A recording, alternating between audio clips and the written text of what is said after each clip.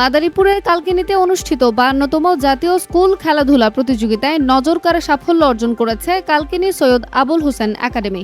এই প্রতিযোগিতায় বিদ্যালয়ের ৩ কৃতি শিক্ষার্থী নাইলা, নাফিসা এবং শাহরিয়ার নিজ নিজ ইভেন্টে অসাধারণ পারফর্ম করে ক ও খ গ্রুপে চ্যাম্পিয়নের মুকুট ছিনিয়ে নেয়।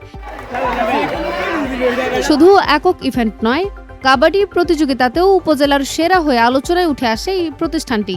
বিদ্যালয়ের প্রধান শিক্ষক বলেন, শিক্ষার পাশাপাশি খেলাধুলাতেও আমাদের শিক্ষার্থীরা সমান দক্ষ। এ অর্জন শুধু আমাদের গর্বই নয়, বরং অনুপ্রেরণারও।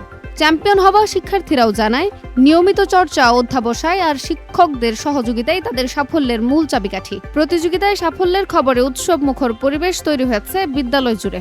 শিক্ষার্থী, শিক্ষক, অভিভাবক সবার মুখে আনন্দের ঝিলিক। জেলা পর্যায়ের প্রতিযোগিতা সামনে রেখে এখন থেকে প্রস্তুতি নিচ্ছে বিজয়ীরা।